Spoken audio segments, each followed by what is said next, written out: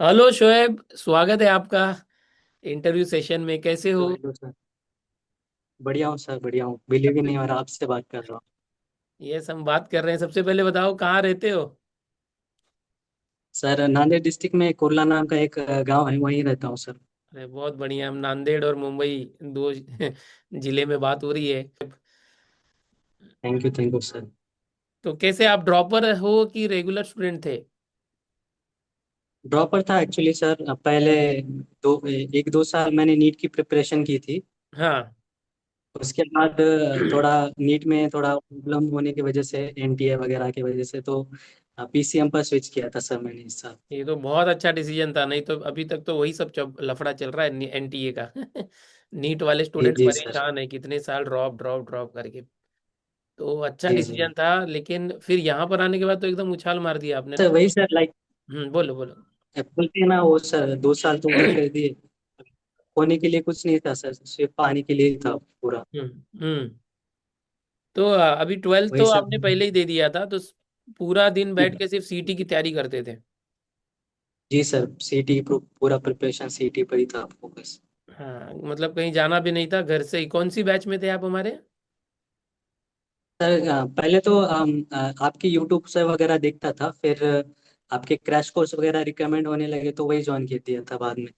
बहुत अच्छा, बहुत अच्छा। बच्चा एक सोचता है कि यार मैं जब सीटी एग्जाम दूं तो 99.9, जी 99 के ऊपर जाना। लेकिन उसमें भी कई जी बच्चे 99 के ऊपर जाने के बाद भी ड्रीम कॉलेज में नहीं जा पाते, क्योंकि वहां भी कंपटीशन हाई है। और जी सर। 99.9 के ऊपर जाना मतलब जिस कॉलेज में हाथ रखोगे वहां एडमिशन मिल जाएगा। तो जी बच्चे जी। ये सोचते रहते हैं। तो लेकिन क्या ये बहुत आसान है इतना अचीव करना, या बहुत डिफिकल्ट था आपके लिए? मेहनत करे तो सर कुछ भी चीज़ डिफिकल्ट नहीं है उतनी। लेकिन अगर मेहनत नहीं करोगे तो पूरी चीज़ डिफिकल्ट ही लगती है। तो ये मेहनत जो आपने की थी वो किस टाइप की मेहनत थी? मतलब पूरा डेडिकेशन था दिन रात एक करके, या एंजॉय करते हुए, या कैसे? थोड़ा सा जर्नी बताइए। नहीं, इंजॉय करते हुए तो नहीं सर। जैसे कि मैं गांव में रहता हूँ तो काम वगैरह बहुत सारे रहते हैं। मैं खेत वगैरह के भी काम कर लेता हूँ, पापा के साथ वगैरह। हाँ। तो उसके साथ साथ मैंने सीटी की भी प्रिपरेशन चालू रखी थी। हम्म। तो गांव में खेतों में जो काम होता है सीजन में हर बार, जो वो सब भी करते थे? और उसके जी अलावा, जी सर। और गांव में वाईफाई है? वाईफाई वगैरह तो नहीं है सर। अभी दोस्त का हॉटस्पॉट वगैरह लिया था। अभी गांव में बारिश चल रही है, इसीलिए थोड़ा प्रॉब्लम हो रही थी मीटिंग की। अभी हम पास वाली मस्जिद में आकर रिकॉर्डिंग कर रहे हैं सर। बहुत बहुत बढ़िया। मैं ये पूछ रहा हूँ कि साल भर फिर आपने ऑनलाइन पढ़ाई कैसे की? दिक्कतें तो बहुत आती होगी डेटा को लेके। जी जी सर, ऐसे ही दोस्तों के वगैरह हॉटस्पॉट वाईफाई वगैरह लेकर आपके लेक्चर्स डाउनलोड कर कर बाद में देखता था, रात में जब भी टाइम मिले। हम्म। फिर सेल्फ स्टडी करता था उसके साथ साथ। तो अभी जो आंसर की आई थी उसमें कितने क्वेश्चन करेक्ट हुए थे आपके मैथ्स में? मैथ्स में सर मेरे 42 करेक्ट हुए थे, मतलब 84 मार्क आ रहे थे। 42 करेक्ट हो गए थे, मतलब 100 में से 84 मार्क्स आ रहे थे। और फिजिक्स केमिस्ट्री में? जी जी। इस मैच में 40 प्लस ही थे सर, दोनों में भी। दोनों में मतलब टोटल मिला के आपको कितने मार्क्स गए होंगे आंसर की में टोटल? अब पहले तो 165 आ रहे थे, बाद में वो बोनस वगैरह मिलकर 167 आ रहे थे सर। तो यानी 167 मार्क्स पे आपको 98.92 परसेंटाइल पहुंचा ओवरऑल पीसीएम में। मतलब 19.9। ये 99.92। तो अगर जी किसी को इतने परसेंटाइल लाने हैं 99.9, मतलब उसे 160 के ऊपर जाना चाहिए। और आपका क्या जी एनालिसिस है जी। कि जिसका 130 या 140 मार्क्स आया है उसको कितने परसेंटाइल? आपके कोई फ्रेंड्स वगैरह हैं? उसका रेफरेंस देना हाँ चाहो? सर। ज्यादातर तो शिफ्ट वाइज डिपेंड करता था इस साल तो। किसी किसी को कम मार्क्स पर ज्यादा परसेंटाइल आ गए, किसी किसी को ज्यादा मार्क्स पर कम। तो अगर आपने अच्छी तरीके से पढ़ाई की है, या मैथ्स पर ज्यादा फोकस था सर, ज्यादातर अगर कोई मैथ्स पर ज्यादा फोकस है और ज्यादा परसेंट मार्क्स पर आ गए तो 99 प्लस करना मुमकिन है सर। कितने घंटे पढ़ते थे शोएब आप? मैं तो 7-8 घंटा पर रेगुलर पढ़ता था सर, ज्यादातर रात में पढ़ता था मैं। 7-8 घंटा तो पढ़ता था मैं रेगुलर। लेकिन जैसे सीटी में बच्चे बोलते हैं कि मैथ्स बहुत टफ आया था, या हमेशा तो रहता ही है मॉडरेट या टफ।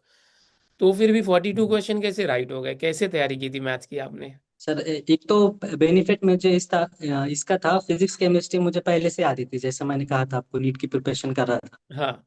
तो मैंने उसको थोड़ा स्लाइटली कम ध्यान दिया था फिजिक्स केमिस्ट्री पर।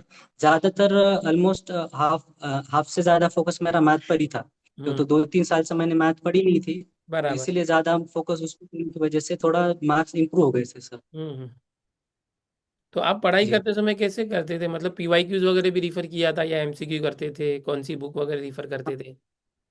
एमसीक्यू करते सर। सर आपके एक ब्रह्मास्त्र नाम की एक शायद बुक थी, आपके वहीं से सॉल्व किया था। क्वेश्चन ऐसे लग रहे थे प्रैक्टिस करने के बाद जब एग्जाम में बैठे कि भाई ये क्वेश्चन तो मैंने किया है, ये तो कोई एक ऐसा क्वेश्चन था जिसका डायरेक्ट आंसर ही याद रहा हो, या सब सॉल्व करके हाँ, निकाले थे?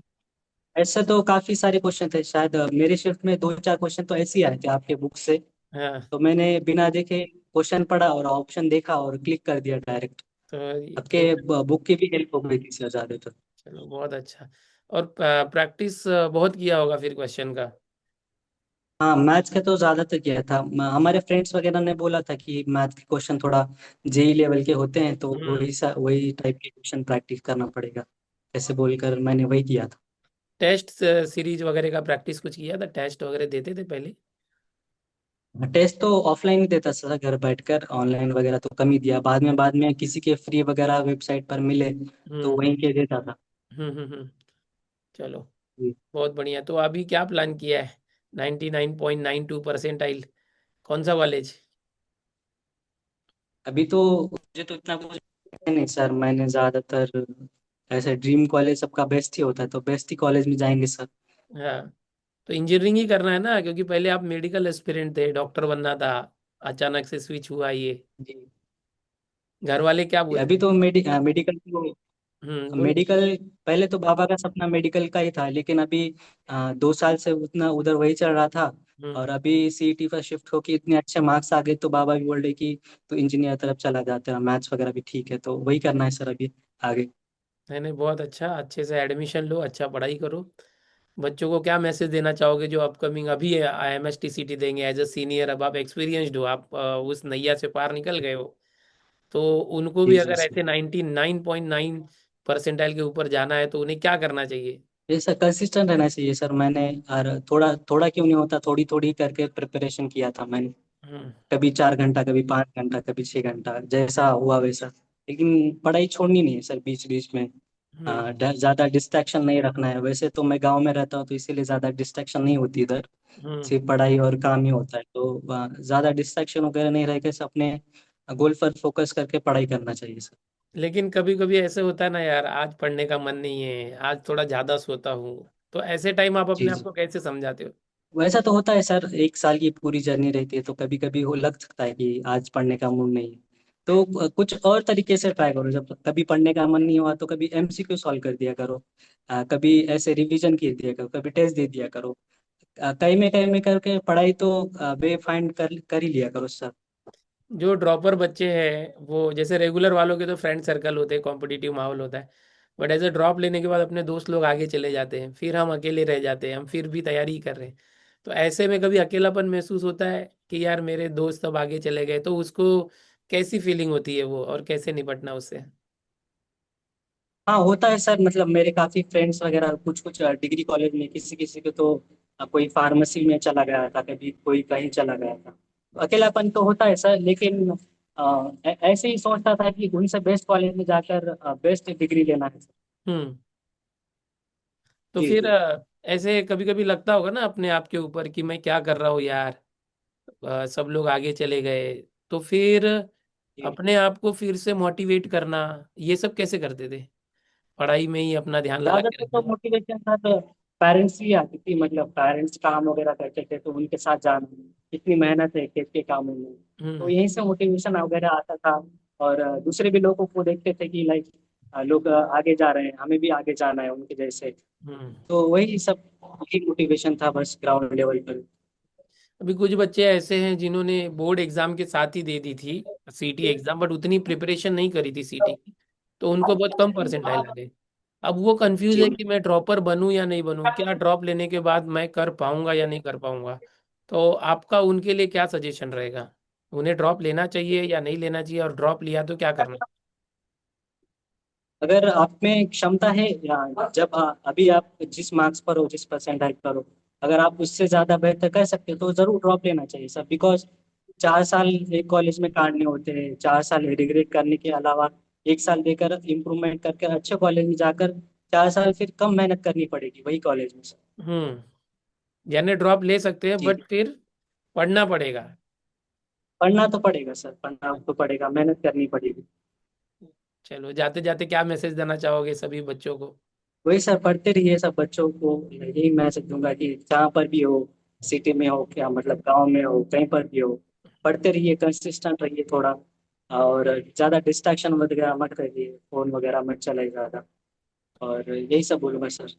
बहुत से बच्चे बोलते हैं कि मतलब मेरा जो दोस्त है उसके पास बहुत सारी फैसिलिटीज़ है, सिटी में रहता है, सारी सुविधा है, इसलिए उसने टॉप किया। मैं गांव में रहता हूँ, मेरे पास कुछ फैसिलिटी है नहीं है, तो मैं कैसे करूँगा? ऐसे बच्चों को क्या कहना चाहोगे? ये सर मतलब कम रिसोर्सेज में ही ज्यादा फायदा होता है सर, मतलब जितने ज्यादा रिसोर्सेज होंगे उतना ज्यादा डिस्ट्रैक्शन बढ़ेगा। ये हम्म। पढ़ूं वो पढ़ूं वो देख या ये देखूं, ये होगा। कम ही चीजें रखे, वही कंसिस्टेंट, वही बार बार बार बार करते रहिए, उसी में आपको लाइक इम्प्रूवमेंट होता रहेगा सर।